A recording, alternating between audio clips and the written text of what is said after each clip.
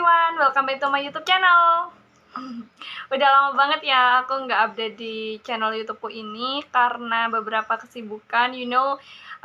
Nowadays I'm busy with my graduation paper, so just pray for me, may everything run well. Jadi aku tuh nggak sempet baca buku, aku juga nggak sempet sebenarnya baca, cuman untuk yang bener-bener fokus baca tuh enggak, karena di sisi lain aku sibuk sama kerjaan, di sisi lain juga aku sibuk sama skripsiku. Now aku sedang memperjuangkan gelar sarjana, so I hope everything can run well. So today I'm coming again with my favorite book, with my one of favorite book. Jadi ini aku beli kemarin akhir tahun pas bulan Desember, tapi sampai sekarang pun belum selesai karena emang I'm a slow reader. Aku adalah tipe orang yang nggak bisa baca cepet-cepet, dan juga karena karena buku ini terlalu bagus untuk diselesaikan secepat itu gitu loh. Pernah gak sih kalian ngerasa kayak dari saking bagusnya buku itu, kalian tuh pengen gak selesai buku itu untuk dibaca, jadi kayak eman-eman aja buat diselesain cepet-cepet gitu. Nah, aku ngerasa itu ketika baca buku ini, dan ini tuh judulnya Hidup Tak Selalu Baik-Baik Saja. So, pertama-tama aku mau mendeskripsikan dulu nih buku ini bercerita tentang apa. Sebenarnya buku ini adalah kumpulan dari beberapa cerita, tapi tetap satu penulis, yaitu Zizi Aurora. Jadi si penulis ini di dalamnya kayak mengkisahkan beberapa kisah dari temennya dan juga kisah dari dirinya sendiri. Dan sebenarnya buku ini termasuk ke self development sih. Kayak kalau misalkan kalian butuh self development atau kalian merasa mentalnya kalian sedang down, I recommend this book for you guys to read by you. Jadi kayaknya bagus sih kalau misalkan kalian mau baca buku ini. Tapi ya tergantung orangnya juga ya. Menurut aku tipe orang yang nggak suka baca buku yang terlalu memaksa aku untuk memanjakan diri sendiri, dan ini cocok untuk aku. Jadi di buku ini tuh kayak kamu tuh nggak harus memanjakan diri sendiri loh, kayak be hard on yourself. Nah, aku suka itu. Okay, to make it shorter, karena ya aku tahu kalian pasti bosen kalau misalkan nonton video YouTube yang panjang-panjang kan. Nah, untuk mempersingkat waktu saja ya, aku akan nge-review beberapa poin dari buku ini. First of all, I would like to say this book is currently reading. Jadi aku masih sedang membaca, belum selesai. Kayaknya tinggal 20 halaman, sekitar 20 halaman buat selesai baca buku ini. Mungkin besok atau lusa baru selesai baca. Cuman aku di sini ingin mengulas beberapa poin yang aku dapatkan dari buku ini, dan interesting kayaknya sih. Semoga interesting juga ya buat kalian, dan semoga kalian dapat apa yang akan aku sampaikan.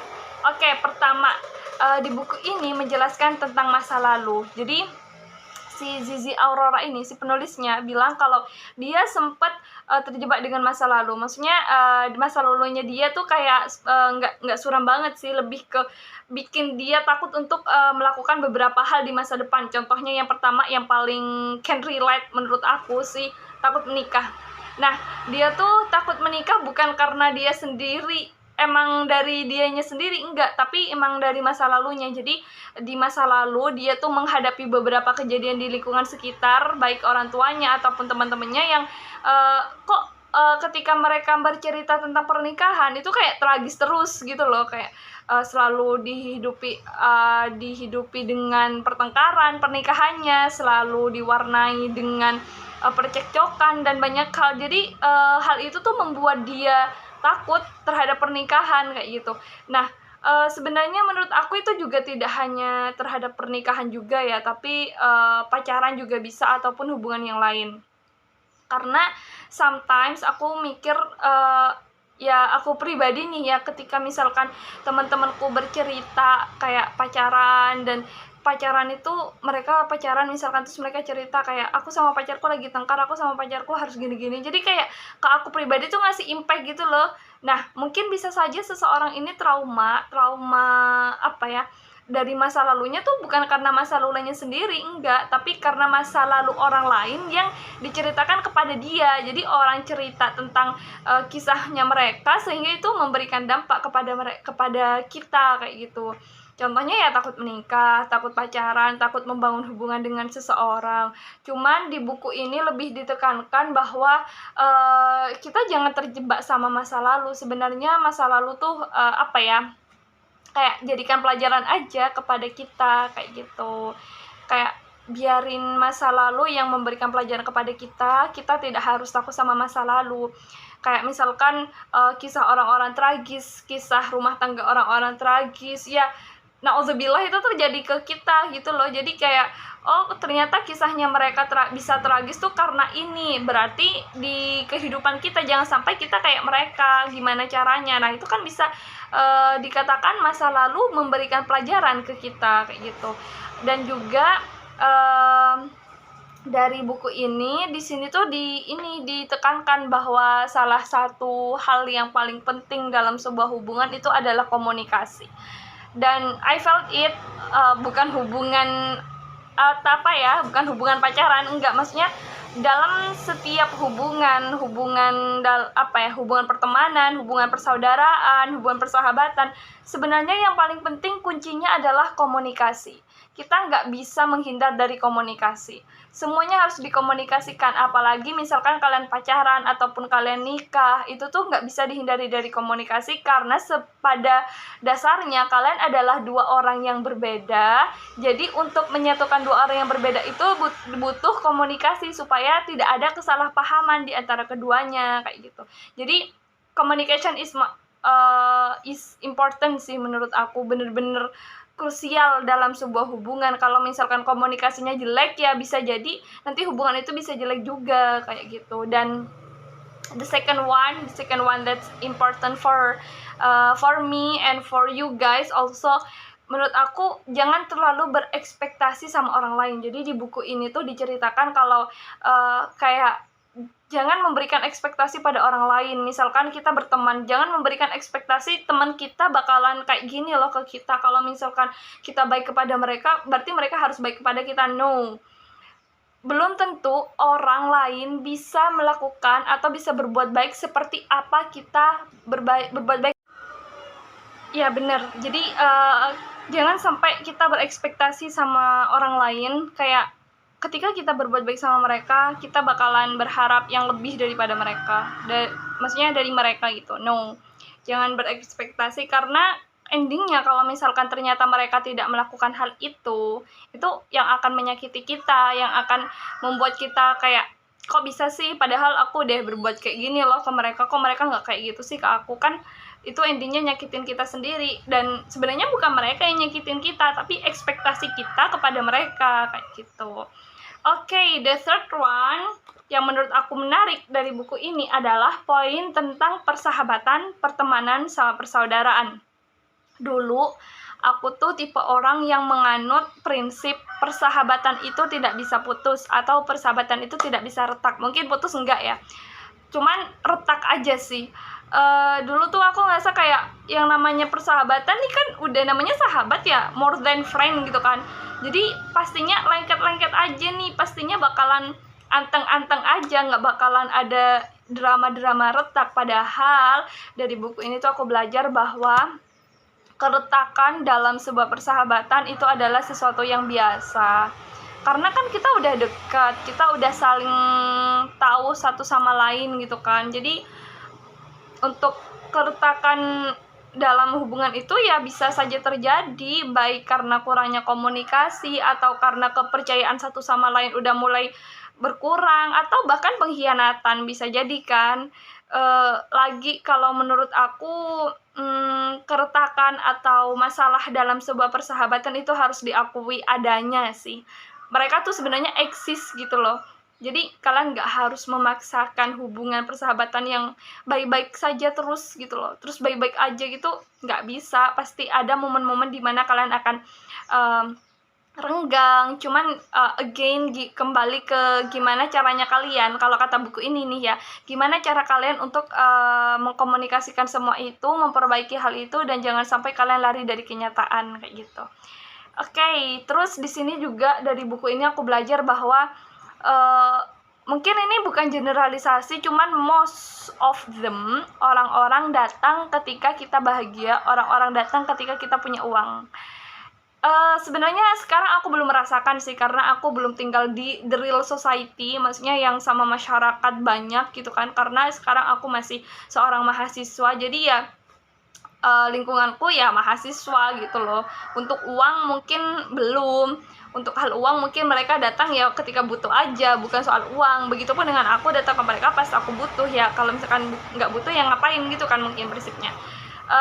Cuman nanti di masyarakat itu pasti ada beberapa orang yang datang ke kita ketika mereka butuh uang, ketika kita beruang. Kayak pas kita punya uang nih, mereka bakalan lengket, tapi ketika kita tidak punya uang ya udah mereka akan lost gitu loh.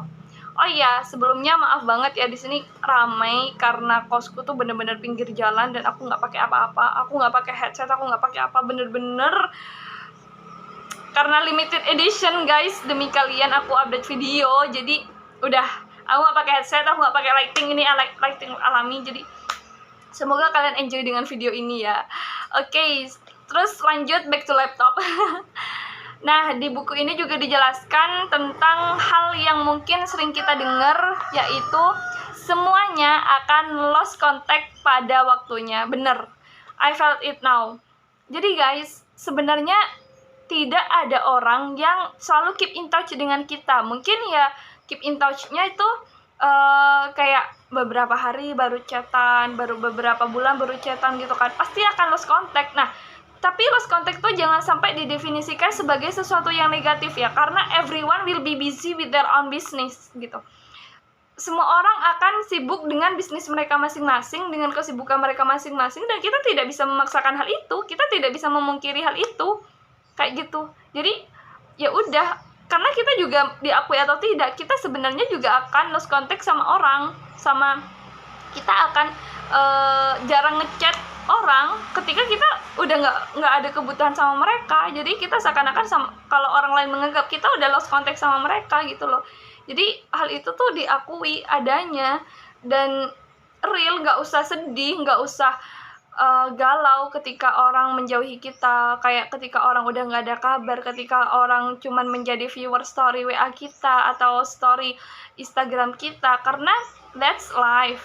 Kita akan sibuk dengan urusan kita masing-masing, dan yang someone who can who can stay forever with ourselves is ourselves. Nggak ada, no one else gitu loh. Jadi kita akan berdiri dengan diri kita sendiri gitu. Oke, terus karena aku cuman baca belum selesai bacanya dari buku ini, poin yang benar-benar aku tangkap dari buku ini adalah jangan takut gagal dan jangan takut untuk bangkit. Kegagalan dalam hidup itu adalah warna-warni kehidupan gitu loh. Walaupun sebenarnya kadang kita nyesek gitu ya, ketika kita misalkan mengikuti sesuatu atau menargetkan sesuatu dan tiba-tiba kita gagal akan sesuatu itu, kayak pengen nangis, pengen nyerah, but do not ever give up. Jangan pernah nyerah. Karena namanya kegagalan adalah sesuatu yang biasa dalam hidup kayak gitu. Buku ini benar-benar menggambarkan bagaimana kita harus bangkit, bagaimana kita harus berani melawan kegagalan itu. Dan kegagalan adalah sesuatu yang nyata. They are exist gitu loh. Kegagalan itu exist, itu ada gitu loh. Bener-bener nyata. Kegagalan dalam ujian, kegagalan dalam karir, kegagalan dalam segala hal, itu nyata. Jadi kita nggak bisa menolak kegagalan, karena pasti dalam hidup kita bakalan ada beberapa momen dimana kita gagal kayak gitu. Dan kita harus bangkit, jangan terus down. Sedih boleh, cuman harus bangkit. Seperti itu guys. Nah, terus beberapa bab belum aku baca karena masih tinggal 20 halaman yang belum aku baca kan. Nah, mungkin di sini juga menjelaskan tentang karir, tapi nanti aku mungkin share-nya lewat story-story aja ya dari buku ini. Nah, sekali lagi judul buku ini adalah Hidup Tak Selalu Baik-Baik Saja. Kita harus mengakuinya, dan Terima kasih guys sudah menonton video ke ini. Semoga kalian suka dan semoga bermanfaat untuk kalian. Jangan lupa like kalau misalkan kalian suka, dan jangan lupa subscribe biar kalian selalu update akan video-video terbaruku. Walaupun mungkin aku akan jarang update lagi, cuman I hope you are in a good condition guys. Success for your journeys and I love you all. See you. Assalamualaikum.